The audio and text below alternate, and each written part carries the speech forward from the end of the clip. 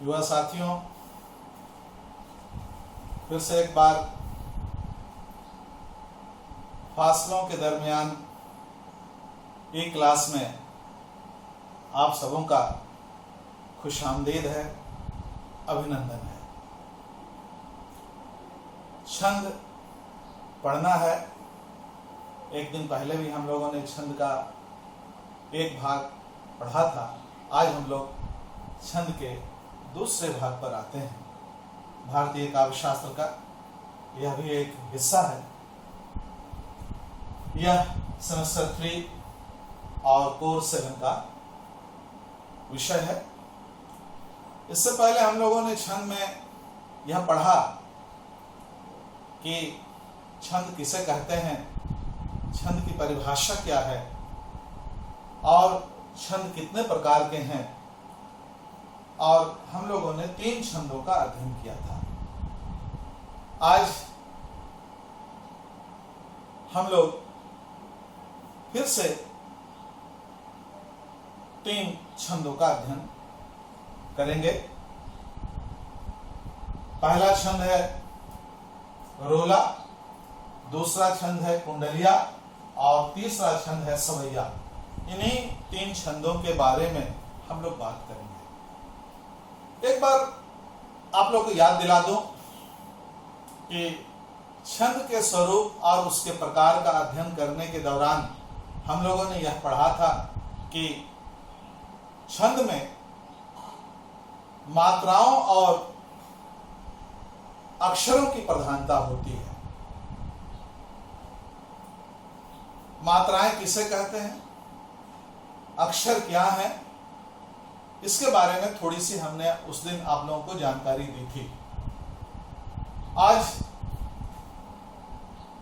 फिर से एक बार थोड़ी बात कर लें कि वर्ण और मात्रा।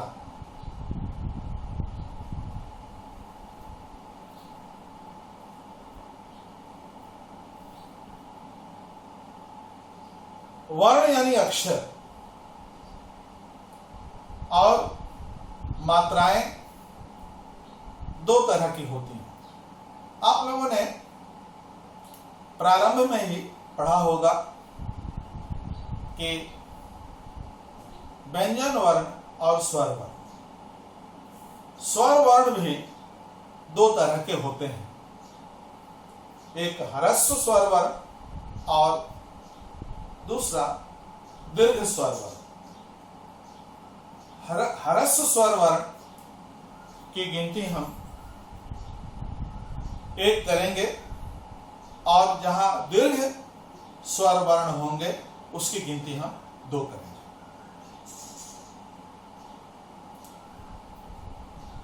और ह्रस्व ई, ह्रस्व उ और री, ये 4 जो हैं ये ह्रस्व स्वर वर्ण है। इसकी गिनती हम 1 करेंगे। इसे इंग्लिश में वॉवेल्स कहते हैं।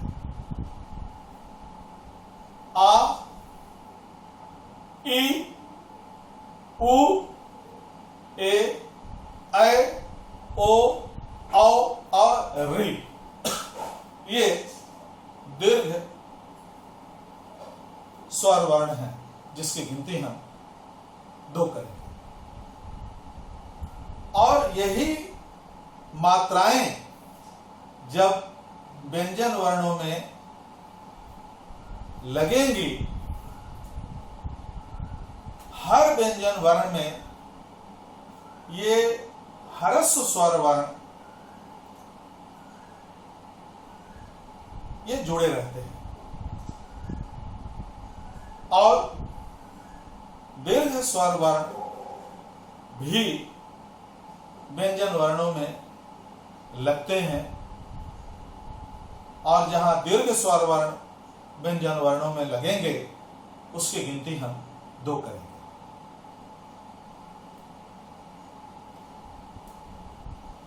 पिछली बार हम लोगों ने यह पढ़ा था कि छंद में मात्राओं और वर्णों की प्रधानता होती है और उसी की हम गणना करते हैं।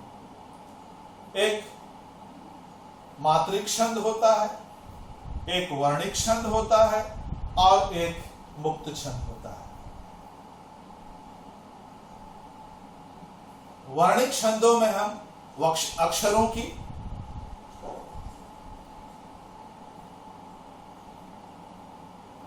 वर्णों की गिनती करते हैं। मात्रिक छंद में हम मात्राओं की गिनती करते हैं और मुक्त छंद इन मात्राओं और वर्णों के बंधनों से मुक्त होता है। मैंने निराला की कविताओं का आपको उदाहरण भी दिया था कि मुक्त छंद क्या है। विशेष रूप से मुक्त छंद यानी आजाद नज्म जिसे उर्दू में कहते हैं। निराला की कविता भिक्षुक, वह आता दो टूक कलेजे के करता पछताता पथ पर आता, यह मुक्त छंद का उदाहरण।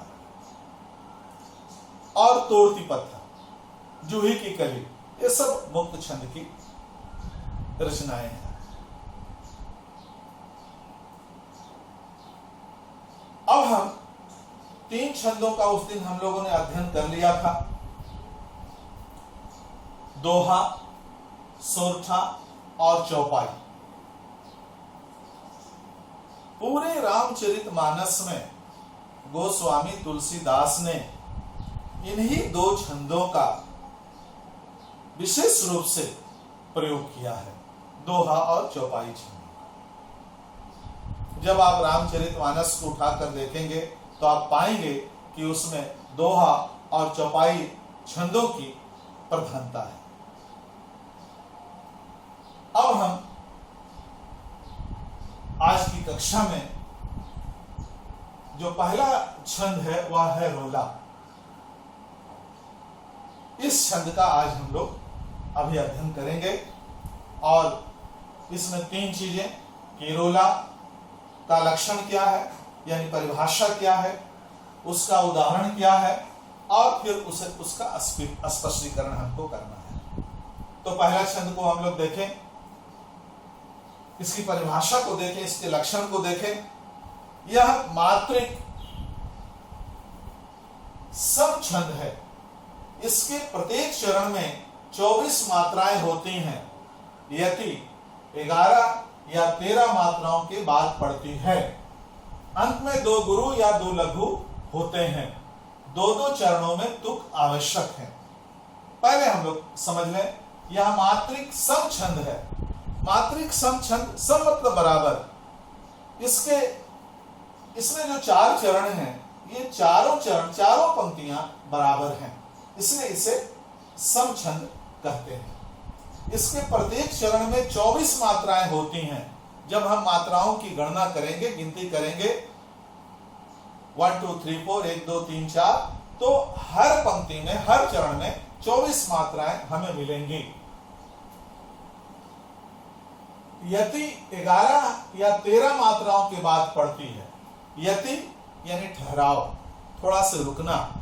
तो 11 और 13 मात्राओं के बाद जब हम इसे पढ़ेंगे तो थोड़े से ठहराव की आवश्यकता हमें पड़ेगी। यति यानी ठहराव। अंत में 2 गुरु या 2 लघु होते हैं। अंत मतलब यह अंत है, हुए हैं, पाए, कहलाए, यह अंत है। तो यहां 2 गुरु या हमें 2 लघु मिलेंगे। 2 चरणों में तुक आवश्यक है। तुक के बारे में इससे पहले भी हमने आप लोगों से बातचीत की थी कि तुक जो है वह पंक्तियों के अंत में होता है। तुक से संबंधित एक विद्यार्थी मुस्कान ने पटंदा से मुझे फोन किया, वहीं रहती है वह। उसने फोन किया कि सर मुझे तुक नहीं समझ में आया। तो फिर उससे मेरी बातचीत हुई। कई विद्यार्थियों ने फोन किया, बहुत अच्छा लगा कि पहली कक्षा जो भाग 1 था छंद का, उसको देखने के बाद, सुनने के बाद पश्चिम बंगाल खड़गपुर से भी कई विद्यार्थियों ने फोन किया। अच्छा लगा मुझे। सरायकेला से भी एक विद्यार्थी ने फोन करके पूछा कि सर इसका अगला भाग कब होगा, जो 3 छंद बचे हुए हैं। तो हमने कहा कि वह जल्द ही आप लोगों को मिल जाएगा। तो चलिए अब हम लोग इस पर बात करते हैं। यह मात्रिक सम छंद है। इसके प्रत्येक चरण में 24 मात्राएं होती हैं। यदि 13 या 11 मात्राओं के बाद पड़ती है। अंत में 2 गुरु या 2 लघु होते हैं। 2-2 चरणों में तुक आवश्यक है। हम एक उदाहरण हम यहाँ पर लेते हैं। मैथिली शरण गुप्त आधुनिक कवि, आधुनिक काल के कवि मैथिली शरण गुप्त का यह उदाहरण है। इसी को हम लोग, बड़ा आसान है, इसको आप देख लीजिए।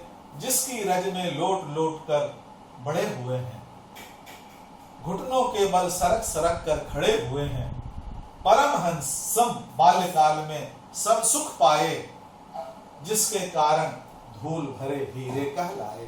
फिर से एक बार, जिसकी रज में लोट लोट कर बड़े हुए हैं, घुटनों के बल सरक सरक कर खड़े हुए हैं, परमहंसम बाल्यकाल में सब सुख पाए, जिसके कारण धूल भरे हीरे कहलाए। अब हम इसका स्पष्टीकरण करेंगे। आप देखिए कि प्रत्येक चरण में, प्रत्येक पंक्तियों में 24 मात्राएं होती हैं। पहली पंक्ति को हम लेते हैं, जहां हरस्व होगा उसकी गिनती हम 1 करेंगे, जहां दीर्घ होगा उसकी गिनती हम 2 करेंगे। हरस्व, इससे पहले हमने बताया था कि हरस्व का क्या साइन है और दीर्घ का क्या साइन है। तो 1 जब हम लिखेंगे तो यह हरस्व का साइन है। एस जब लिखेंगे यह 2 का साइन है ना, निशान है। अब हम लोग गिनती करते हैं। जिसकी रज में 1, 2 और 2 4 5 6 7 8 9 10 11 12 13 14 15 16 17 18 19 20 21 22 23 24। पहली पंक्ति में, पहले चरण में 24 मात्राएं हैं। 24 मात्राएं हैं। उसके बाद घुटनों के बल सरक सरक कर खड़े हुए हैं। 1 2 2 4 5 6 7 8 9 10 11 12 13 14 15 16 17 18 19 20 21 22 और 2 24। यहां भी 24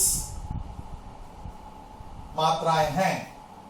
अब देखिए तीसरे चरण पर हम लोग आते हैं। परमहंस 1 2 3 4 5 6 7 8 9 10 11 12 13 14 15 16 17 18 19 20 22 24।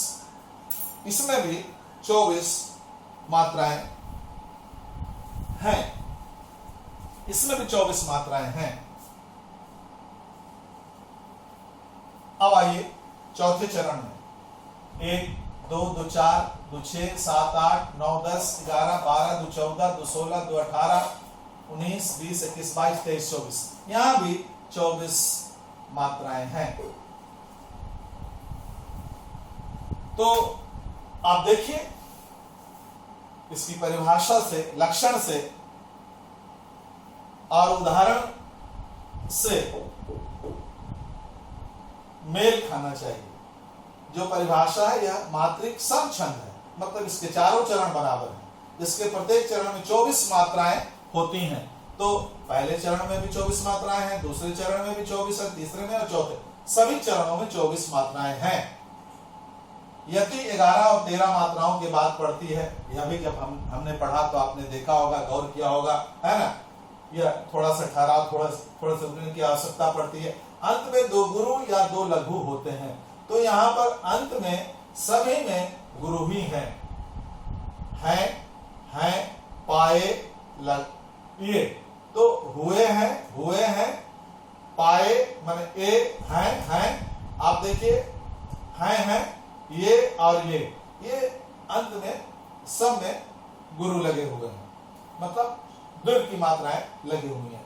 दो दो चरणों में तुक आवश्यक है, दो दो चरणों में तुक आवश्यक है। अब देखिए, बड़े हुए हैं, खड़े हुए हैं, हुए हैं, ये तुक है। पाए कहलाए, पाए कहलाए, ये देखिए यहां पर तुक है। दो दो चरणों में, पहले चरण का तुक दूसरे चरण से, तीसरे चरण का चौथे चरण से मिल रहा है ना। अब हम लोग स्पष्टीकरण में क्या कहेंगे कि यह एक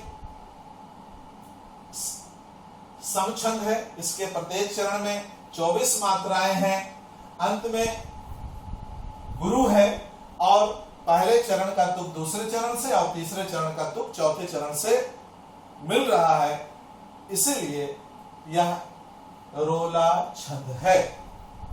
बच्चे आप सब मुझे ऐसा लगता है कि समझ रहे होंगे, समझ गए होंगे, है ना। इससे पहले भी हम लोगों ने इसका अध्ययन किया है। इसमें उदाहरण को याद करना होगा। जब आप उदाहरण याद कर लेंगे, आपका हर काम आसान और सरल हो जाएगा। अब हम लोग दूसरे छंद पर आते हैं, कुंडलिया। यह मात्रिक विषम छंद है। यह मात्रिक विषम हमने छूट गया है, यह मात्रिक विषम छंद है। विषम मतलब जो बराबर नहीं हो, यानी कि इस छंद का जो निर्माण है दो छंदों के मेल से हुआ है, दोहा और रोला। दोहा के 2 चरण और रोला के 4 चरण, ये दोनों मिल करके कुंडलिया छंद का निर्माण करते हैं, इसलिए इसे हम विषम छंद कहते हैं। यह छंद दोहा और रोला के योग से बनता है। इसमें पहले 2 पद दोहा के तथा शेष पद रोला के होते हैं। कुंडलिया छंद में 24 मात्राओं के 6 पद होते हैं, यानी कि प्रत्येक चरण में 24-24 मात्राएं होती हैं। कुंडलिया छंद में 24 मात्राओं के 6 पद होते हैं, 6 चरण होते हैं, 6 पंक्तियां होते हैं। जिस शब्द से कुंडलिया छंद का प्रारंभ होता है, उसी शब्द से उसका अंत भी होता है। आइए फिर से एक बार हम लोग उदाहरण के साथ इसे समझें, तब आप पूरी तरह से स्पष्ट हो पाएगा। उदाहरण यहां पर पुनः मैथिली शरण गुप्त का, आधुनिक काल के कवि मैथिली शरण गुप्त का फिर उदाहरण हम यहां पर लेते हैं। पहला 2 चरण दोहा का है। 14 चक्कर खाएगी जब यह भूमि अभंग, घूमेंगे इस ओर तब प्रियतम प्रभु के संग। उसके बाद रोला के 4 चरण। प्रियतम प्रभु के संग आएंगे तब हे सजनी, अब दिन पर दिन गिनो और रजनी पर रजनी पर पल पल ले रहा यहाँ प्राणों से टक्कर, कलह मूल यह भूमि लगावे 14 चक्कर। फिर से एक बार, 14 चक्कर खाएगी जब यह भूमि अभंग, घूमेंगे इस ओर तब प्रियतम प्रभु के संग, प्रियतम प्रभु के संग आएंगे तब हे सजनी, अब दिन पर दिन गिनो और रजनी पर पल पल ले रहा यहाँ प्राणों से टक्कर, कलह मूल यह भूमि लगावे 14 चक्कर।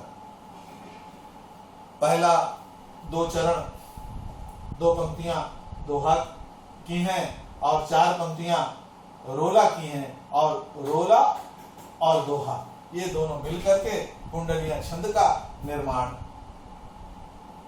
करती हैं। फिर से एक बार, यह छंद दोहा और रोला के योग से बनता है। इसमें पहले 2 पद दोहा के तथा शेष पद रोला के होते हैं। कुंडलिया छंद में 24 मात्राओं के 6 पद होते हैं। जिस शब्द से कुंडलिया छंद का प्रारंभ होता है, उसी शब्द से उसका अंत भी होता है। आप देखिए, इसको आप देखिए, इसमें आप देखिए क्या है कि इसमें प्रत्येक चरण में 24 मात्राएं होती हैं। आप गिनती कर लीजिए, 2 3 4 5 6 7 8 9 10 11 12 13 14 15 16 17 18 19 20 21 22 23 24। उसी तरह जितने आप सभी में 24 मात्राएं आपको मिलेंगी।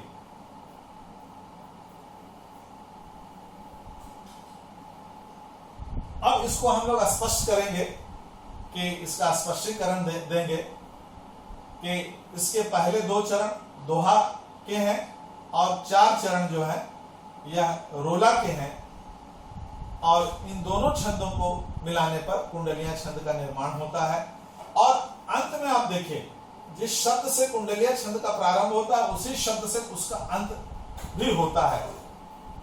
प्रारंभ यानी शुरुआत देखिए 14 चक्कर, और अंत देखिए 14 चक्कर।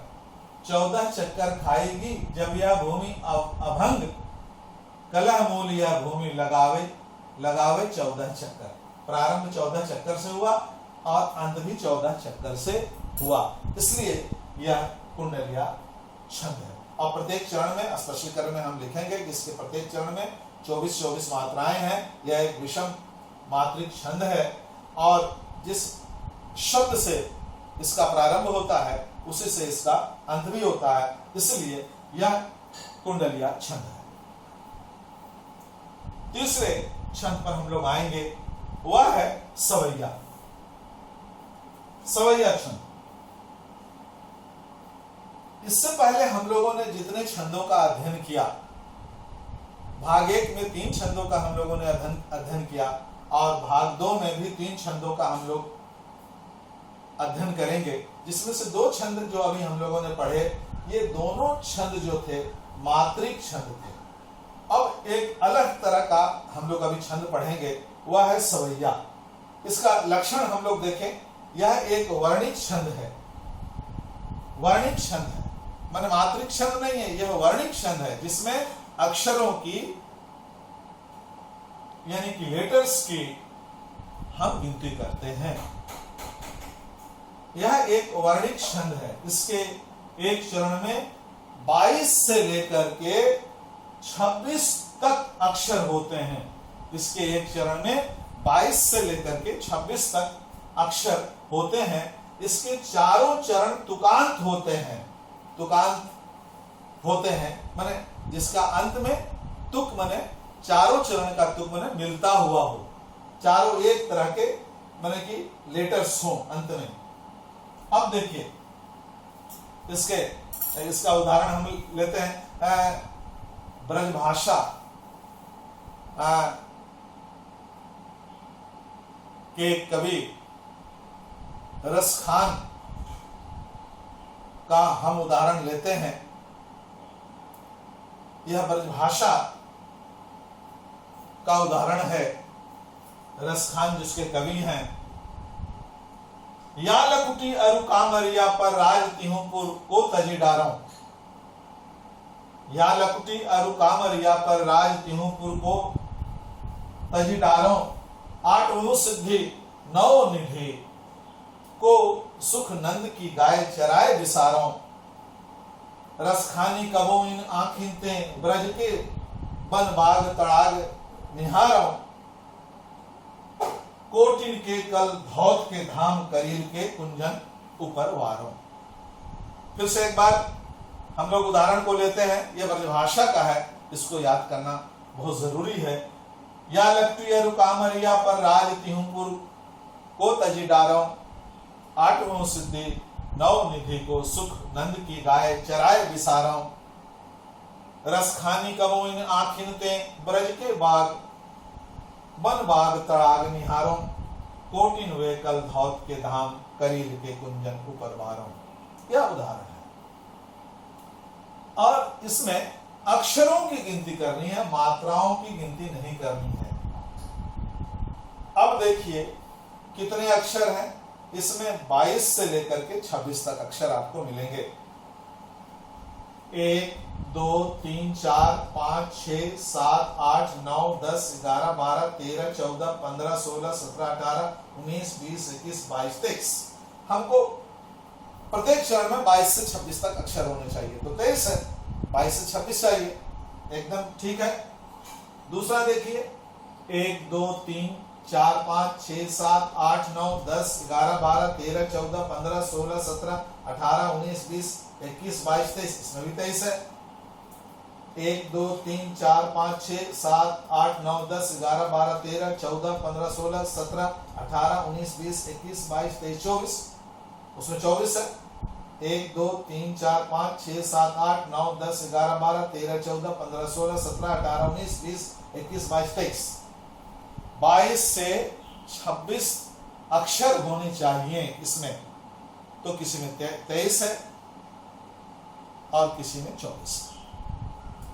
अब देखिए अस्पष्टीकरण, यह एक वर्णिक छंद है, यानी कि जिसमें हम वर्णों की, अक्षरों की, लेटर्स की गिनती करते हैं। इसमें 22 से लेकर के 26 तक वर्ण अक्षर होने चाहिए, है ना। और इसके चारों चरण तुकांत होते हैं, चारों चरण तुकांत होते हैं, माने तुक चारों चरण में होते हैं। अब देखिए दारों, विसारों, निहारों, बारों, दारों, विसारों, निहारों, बारों। आप देखिए चारों चरण तुकांत है और एक ही तरह है। देखिए दारों, विसारों, निहारों, बारों, अंत में तुकांत है। तो अस्पष्टीकरण में हम यही लिखेंगे कि यह एक वर्णिक छंद है, इसके प्रत्येक चरण में 22 से लेकर के 26 तक वर्ण है, अक्षर है, और अंत में चारों चरण तुकांत है, इसलिए यह सवैया छंद है। बच्चों, आप, मुझे ऐसा लगता है कि आप इन छंदों को समझ रहे होंगे और पुनः पुनः देख करके, सुन करके, ईयरफोन लगा करके अगर आप सुनेंगे, देखेंगे तो और स्पष्ट रूप से इसे आप समझ जाएंगे, मुझे ऐसा विश्वास है। तो आज की कक्षा यहाँ पर समाप्त होती है। मैं आशा करता हूँ कि आप सभी बच्चे घर पर होंगे, स्वस्थ होंगे, और मेरी शुभकामनाएं हैं कि आप सब परिवार स्वस्थ और सानंद रहें और अपने घर में रहें और निर्भीक रहें, सावधान रहें। धन्यवाद।